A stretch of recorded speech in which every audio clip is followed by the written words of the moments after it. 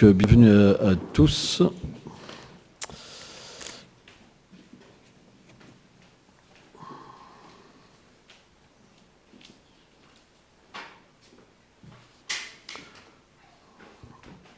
Donc nous allons lire aujourd'hui un verset de Srimad Bhagavad Gita,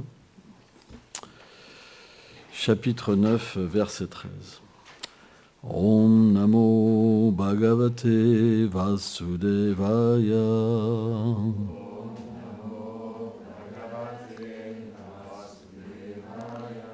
Om Namo Bhagavate Vasudevaya.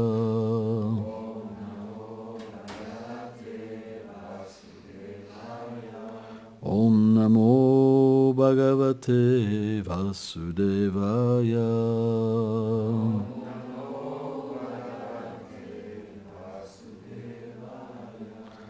Mahatmanastu Mamparta Devim Prakritimasritam Bhajam Tyanam Mahasum Kyadva Bhutanima Vyayam. Traduction.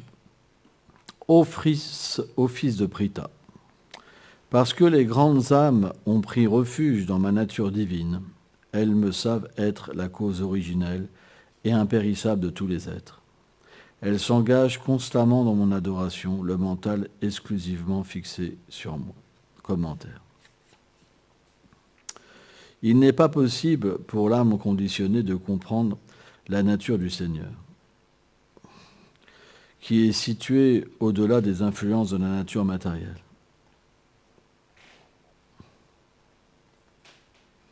Seuls les purs dévots le peuvent, puisqu'ils sont libérés de ces influences par le service d'amour qu'ils rendent au Seigneur.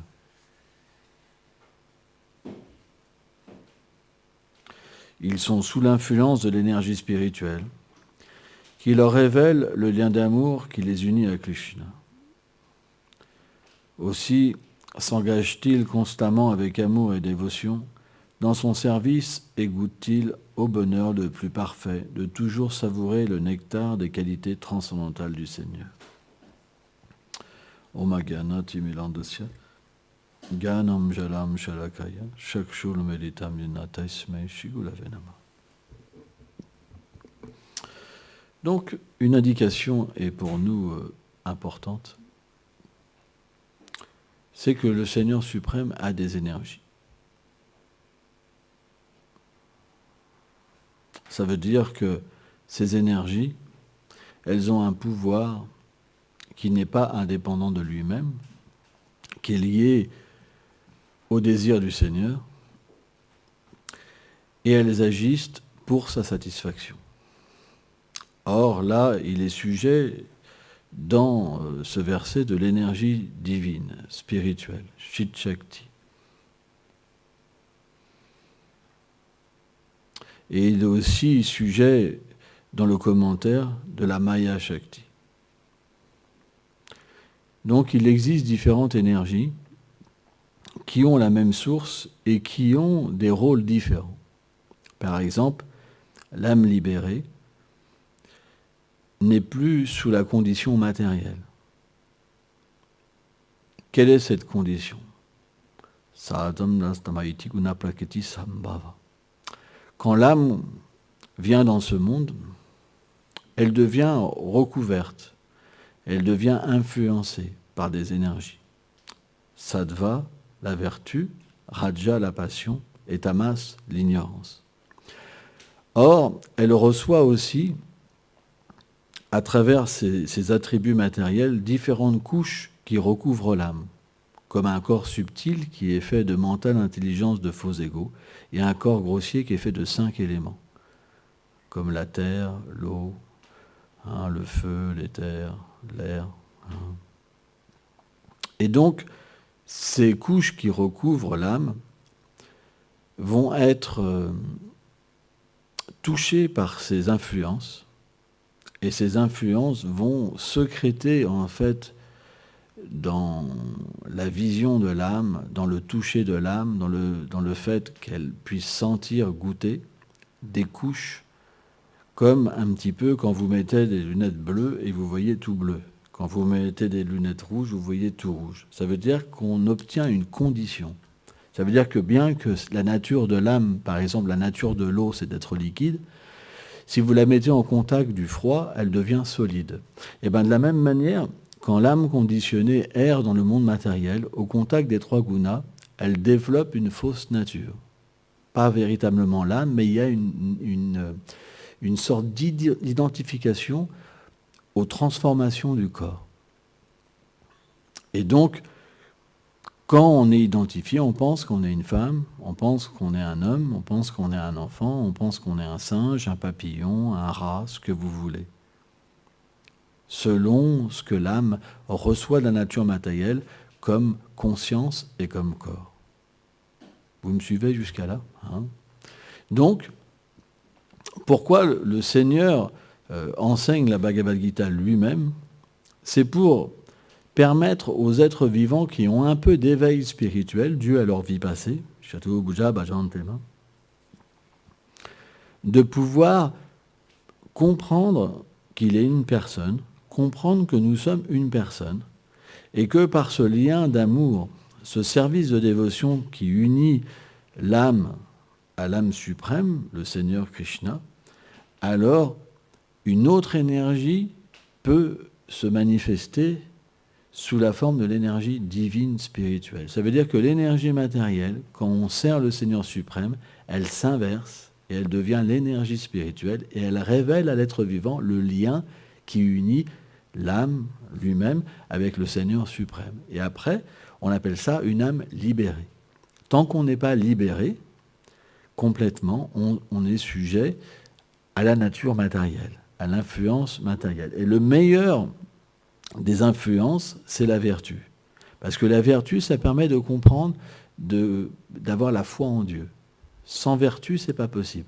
Par exemple, ceux qui sont plus influencés par la passion, ils croient en l'argent, aux femmes.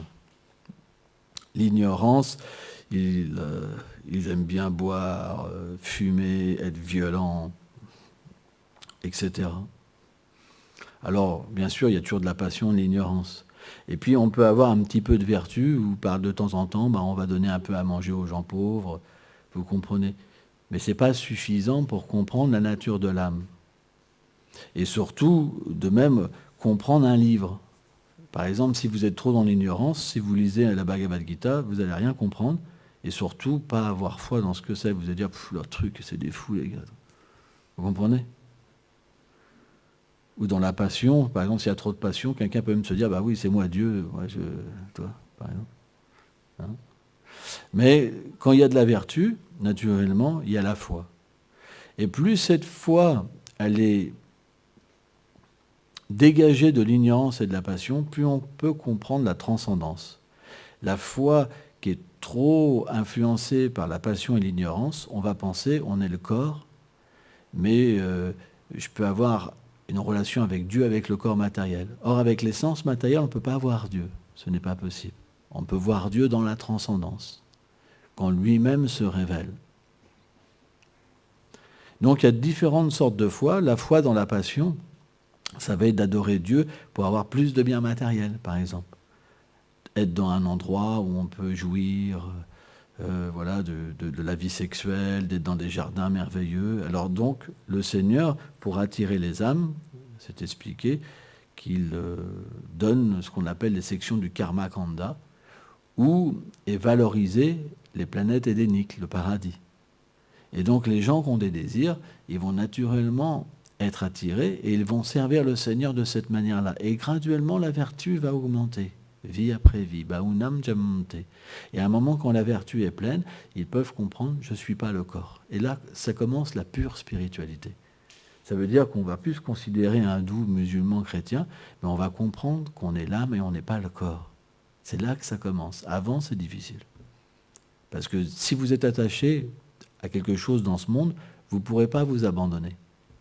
Parce que l'attachement fera que vous ne pourrez pas. C'est comme un poteau avec un fil. Vous pourrez tourner autour, vous aurez une certaine limite, déplacement, mais arrivé à un moment, l'attachement est là, c'est vous baissez la tête et c'est fini. C'est pour ça que l'âme est éternelle et elle a des vies pour pouvoir progresser. C'est ça la beauté, en fait, de de ce processus. Ça veut dire que c'est jamais perdu. Il n'y a pas d'élu. Tout le monde arrivera à cette perfection, mais selon notre qualification, on a une perception différente de notre besoin. Certains comprennent, je suis l'âme, c'est mon besoin, l'amour de Dieu. D'autres, j'ai besoin de Dieu pour ça, je prie pour ça, je prie pour ça. Excuse-moi Seigneur, j'ai besoin d'une machine à café, ce mois-ci, j'ai pas beaucoup d'argent, aide-moi. Alors vous allez par exemple dans certains lieux de prière, moi j'ai lu ça, les cahiers de prière, une fois je me suis dit, et qu'est-ce qu'il y a dans ces cahiers? Qu'est-ce que pensent les gens? Il y avait juste faites que mon enfant il réussisse ses études, mon mari est malade. C'était que ça, au niveau du corps. Il n'y avait aucune prière pour devenir pur, pour être l'âme et être libéré. Donc tant qu'on n'est pas à ce niveau-là, on ne peut pas s'adresser véritablement au Seigneur, parce qu'on s'adresse à lui par rapport à notre condition matérielle. Donc le Seigneur, lui, bien qu'il nous aide matériellement, son royaume, il est au-delà de tout ça, vous comprenez? Donc on ne pourra pas le comprendre avec des schémas, des impressions matérielles. Donc la vertu, ça va nous faire comprendre notre situation. Plus on est influencé par la vertu, plus on va pouvoir comprendre notre problème. Parce que dans la vertu, le Seigneur est quand même assez proche. Donc il y a une intelligence qui est donnée. Quand l'intelligence devient vertueuse, le Seigneur peut s'exprimer. Quand elle est trop sous l'influence de la passion, c'est comme des couches, vous savez, on peut rien, même si vous entendez la radio, si vous avez des boules caisses, par exemple, vous n'allez pas entendre la radio. Si les boules caisses sont un petit peu moins enfoncées, vous entendrez un petit quelque chose, mais c'est difficile à percevoir. Puis vous enlevez les boules caisses, paf, vous entendez la radio directement, vous comprenez? Eh bien, c'est de la même manière. Moins il y a de vertu, moins on est sensible. Plus il y a de vertu, plus on est sensible, et naturellement, plus le Seigneur va réciproquer avec nous. Et notre vie va véritablement évoluer. Donc c'est très important. Et la vertu, c'est simplement le fait de servir le Seigneur suprême. Et quand on le sert complètement 24 heures sur 24, à ce moment-là, on peut purifier complètement notre existence de toutes les impressions qui sont dans le corps subtil, parce que le corps subtil, c'est celui qui reste avec l'âme. Par exemple, quand on sort d'un rêve ou quand quelqu'un fait une mort imminente, par exemple, il sort de ce corps avec le corps subtil et il peut voir des choses et revenir. Quand le cordon, en fait, entre le corps grossier et le corps subtil est cassé, à ce moment-là, on reprend un nouveau corps. C'est le cycle de la réincarnation. Mais tant qu'on est relié au fil, en fait, qui relie, en fait, ces deux corps, même si on a une expérience, on revient. En fait, les gens qui font des morts imminentes, tout ça, c'est des choses qu'ils ne comprennent pas. Mais pour les gens qui ont la connaissance transcendantale, c'est comme par exemple quelqu'un qui fait une sortie astrale. Les gens qui font des sorties astrales, ils peuvent aller sur même des planètes supérieures, etc. À un certain niveau, bien sûr, rencontrer des gens, mais voilà, ça se passe avec le corps subtil. Ils n'ont pas de corps approprié pour avoir véritablement l'expérience. Donc, en fait, avec le corps subtil, toutes les nuits, on voyage à travers le rêve. Parfois, on s'en rappelle, parfois, on s'en rappelle pas. Mais en fait, on a une activité dans le rêve avec le corps subtil, et aussi, c'est dit, dans le rêve matériel. Pourquoi? Parce que tout ce qu'on fait dans ce monde, matériellement, ça disparaîtra. On l'oubliera dans la prochaine vie, plus ou moins. Et on recommencera, en fait, à vouloir atteindre notre perfection. Ou alors se dégrader. Se dégrader, c'est aussi possible. Mais ce qu'il faut savoir, c'est quand on se dégrade, on n'est pas heureux. Donc quand on souffre trop, naturellement, on va se poser des questions. Et le Seigneur, il met plein de miséricorde partout. Par exemple, son saint nom. Son saint nom est très miséricordieux. Par exemple, un des noms du Seigneur, c'est Ram. Vous avez la boutique Conforama, Castorama. Les gens, en fait, ils chantent le nom de Dieu sans le savoir. Et ces noms-là procurent à l'être vivant beaucoup de bénéfices spirituels, de conscience. Et dans leur vie prochaine, cette conscience, en fait, elle leur permet d'avoir une naissance différente, beaucoup plus propice pour l'éveil spirituel. Donc le Seigneur, même si dans cette vie-là, il ne donne pas forcément le bénéfice à la personne complet, parce qu'elle est trop recouverte quand même, ces bénéfices-là, ils sont là sous une forme latente de graines, et ils se mettent en place en temps, lieu et circonstance dans une prochaine vie. C'est pour ça qu'un spiritualiste, il comprend cette miséricorde. Et à un moment, Quand cette miséricorde, elle fleurit, quand l'être souffre, alors il va chercher refuge en Dieu. Le souvenir de Dieu va venir. Pas un être qui est trop recouvert par l'ignorance. Quand les êtres sont trop recouverts par l'ignorance et la passion, quand les problèmes viennent, ils développent plus de haine encore.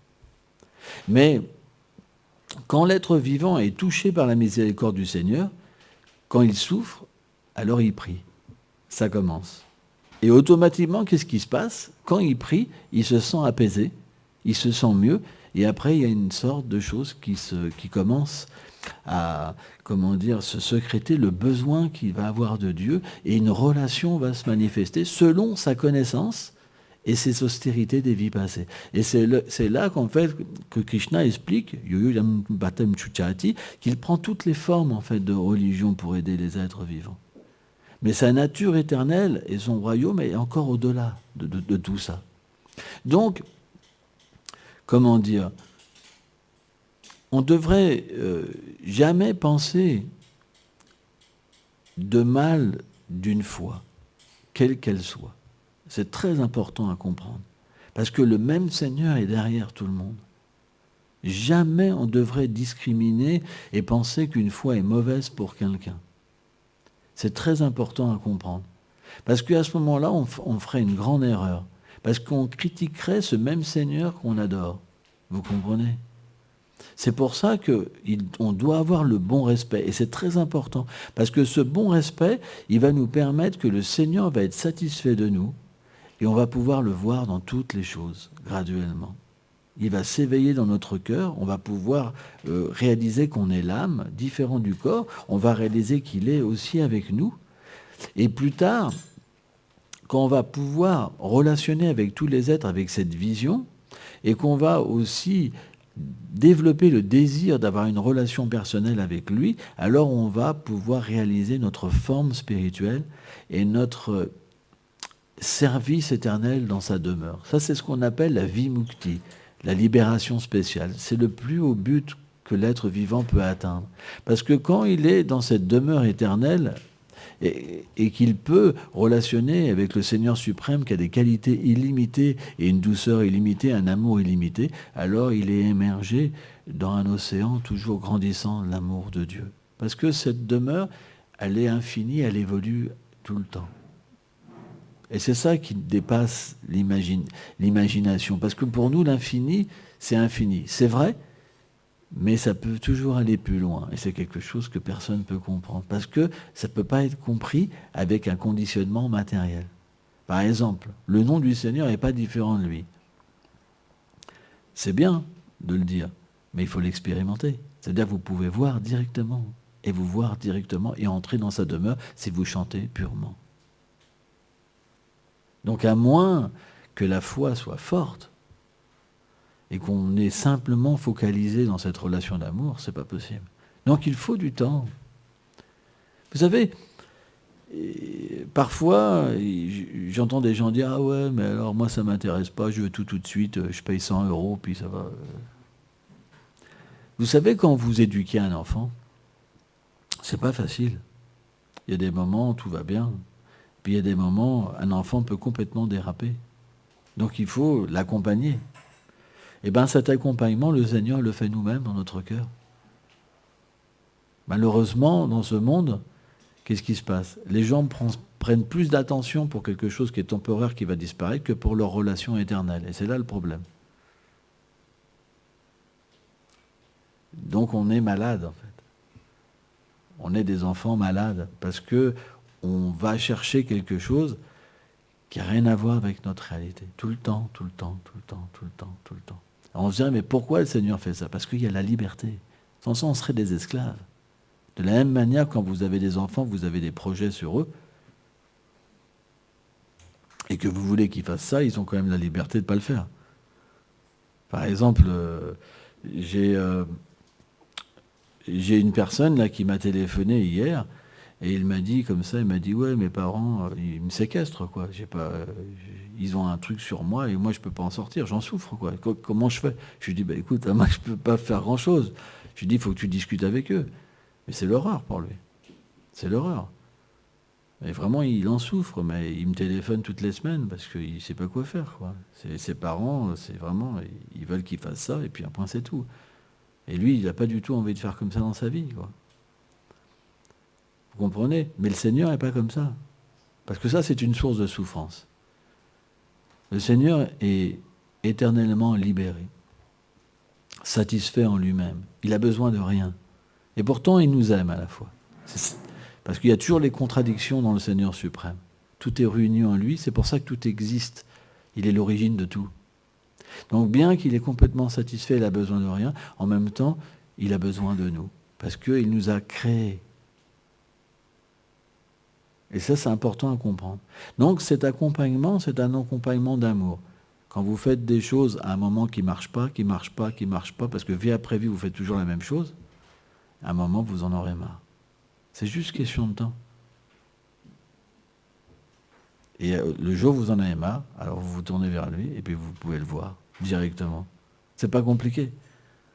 Qu'est-ce qu'un pur dévot, une âme, et quelqu'un qui est un dévot mixte, c'est simplement, voilà, il y en a un qui a fait le tour, il y en a qui se dit, ah, bah, peut-être que là, j'ai peut-être une chance là. Mais on a fait déjà la même chose dans des milliers de vies, mais c'est pas encore mûr. Donc en fait, ce cycle de la réincarnation, c'est simplement le Seigneur observe l'être vivant, l'âme. Mais l'âme, elle n'a rien à voir. Mais elle désire cette expérience indépendamment. Donc le Seigneur lui permet, dit, voilà, je te donne le monde matériel, fais ton royaume. Et c'est ce qu'on fait tous. On crée notre royaume. Mais ce royaume, automatiquement, il est différent de notre réalité, il nous emprisonne. Donc le but, c'est quoi?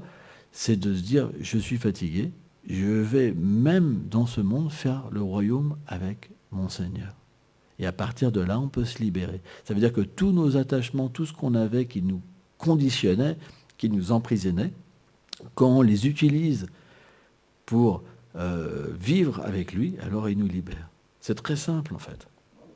De la même manière qu'on a fait les choses, d'une certaine manière, on peut les réinverser. Et on voit, l'énergie matérielle, elle nous permet de faire des choses et nous conditionner, et l'énergie spirituelle, elle nous permet de faire les mêmes choses et nous libérer. C'est pour ça, c'est juste une manière d'utiliser les choses. Vous pouvez prendre un objet pour vous, comme vous pouvez le prendre avec amour et dévotion pour le Seigneur. La seule différence, c'est que le Seigneur apparaît dans votre cœur et dans votre conscience. Alors que l'autre manière, le Seigneur est loin. Il vous observe simplement. Mais il est là, mais il vous observe et vous ne pouvez pas le voir. Parce qu'il est le mystique du mystique. Bien qu'il est dans le cœur, tout le monde agit comme si Dieu n'existait pas. C'est inconcevable. Il est partout présent, sous la forme de l'âme suprême. Paramatma. Et ça, c'est quelque chose qui est inconcevable. Et pourtant, c'est la suprême réalité. Parce que tous les saints qui avaient le cœur pur, ils ont pu voir le Seigneur suprême. Et se voir comme son serviteur. Vous comprenez?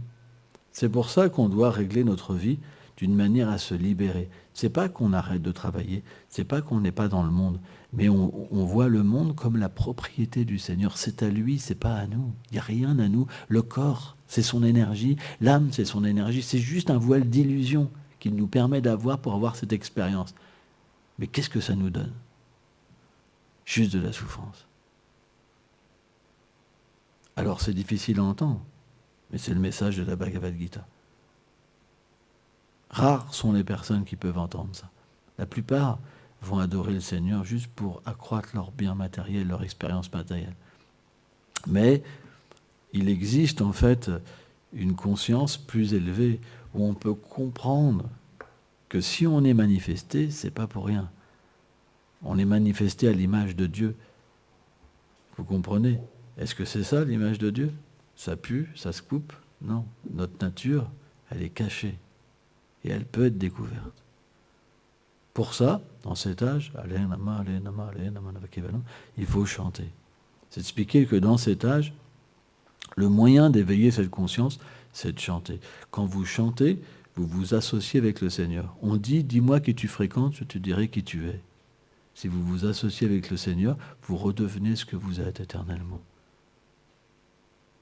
Vous redevenez, vous êtes fait à l'image de Dieu, vous redevenez en fait comme le Seigneur. Vous obtenez en fait, votre corps spirituel réapparaît, vos sens spirituels réapparaissent, la connaissance de votre relation avec le Seigneur réapparaît, tout réapparaît mystiquement.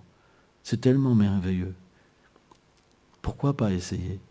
Pourquoi juste être esclave de cette sphère et de ces désirs constamment, constamment? Dans ce monde, vous faites un choix, ça vous entraîne. C'est comme une chaîne de réaction. Or, quand vous simplement vous servez le Seigneur, il n'y a plus de réaction. Akama. Simplement, le Seigneur est là. Et vous pouvez développer un tel amour et surtout rencontrer un monde d'amour. Parce que le Seigneur n'est pas seul. Il a des associés merveilleux. Il a une demeure merveilleuse où la matière n'existe pas. Même les meubles, ils sont conscients et amour. Tout est pur.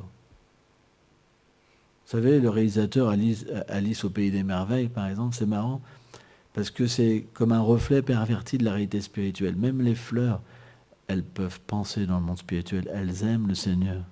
Elles échangent des sentiments d'amour avec le Seigneur à travers leur parfum. Elles peuvent aller sur ses cheveux. C'est un monde incroyable, quoi. Où les sentiments d'amour sont sans limite, en fait. Tout le monde peut s'exprimer. C'est expliqué que les fleurs, le Seigneur leur parle. Elles sont des messagères, par exemple. Même une fleur, elle peut avoir des sentiments tellement élevés pour le Seigneur. Elle peut être sur ses cheveux et goûter une extase illimitée. Donc quand on parle de ça, il faut une qualification. Parce que les gens qui n'ont pas de qualification, soit ils disent c'est un fou, parce que Dieu, il a besoin. Mais en fait, le Seigneur, si les sentiments existent, c'est parce que les sentiments existent en lui. Si les gens dans ce monde, ils ont un père et une mère, c'est parce que ça existe dans le Seigneur suprême. Même bien qu'il a besoin de rien, ça se manifeste quand même pour ces divertissements. Parce que les gens doivent pouvoir aimer Dieu comme ils veulent. Et c'est ça qui est merveilleux. C'est ça le royaume de la bhakti. C'est que tous vos désirs vont être comblés. Quand vous ne comprenez pas ça, vous êtes obligé d'avoir des relations matérielles et prier Dieu pour ces relations matérielles. Mais ça n'amène pas à la pure dévotion. C'est logique. Vous comprenez? C'est pour ça, au moins, il faut rendre à Dieu ce qui est à Dieu, donc tout, l'inviter chez nous et vivre avec lui. Et là, on verra toute notre vie va changer, toutes nos relations vont changer. On verra que même quand on prend notre enfant, on verra qu'il sera là. Parce que c'est lui qui permet à l'âme conditionnée d'être dans cette condition. Parce que l'âme, elle ne pourrait pas relationner avec la matière. C'est impossible. C'est que l'âme suprême permet d'avoir le souvenir, l'attachement. Par exemple, quand vous allez à une tombe, la personne, elle est partie. Et pourtant, les gens vont ressentir des sentiments, même parler. Tout ça, c'est l'âme suprême, en fait. C'est le Seigneur qui est derrière toute chose. Hein? Rien ne peut exister. Le pouvoir vient de lui. Bien sûr, vous pouvez, par exemple, quand vous faites quelque chose de mal, vous sentez dans votre cœur qu'il ne faut pas le faire. Le Seigneur vous dit, ne le fais pas. Vous pouvez dire, non, je le fais. Vous comprenez? Donc le pouvoir que vous avez accumulé de vos vies passées, votre intelligence, votre force, vous pouvez l'utiliser mal. Mais si vous avez de la vertu, vous allez sentir que le Seigneur vous dit, ne le fais pas, et vous ne le ferez pas. Et à ce moment-là, votre relation, elle va augmenter avec le Seigneur suprême. Et si vous faites des choses qui sont interdites, alors la relation se casse. Parce qu'il ne peut pas être dans ce monde-là. C'est pas possible. C'est pas son monde. Donc après, il vous observe. C'est pour ça, au début, c'est que des va-et-vient dans la dévotion. Un coup, on se sent bien. Un coup, on se sent mal. Un coup, on se sent bien. Un coup, on se sent mal. Et c'est simplement parce qu'on fait des choses qui n'ont rien à voir avec notre relation avec lui. Hein? Merci beaucoup.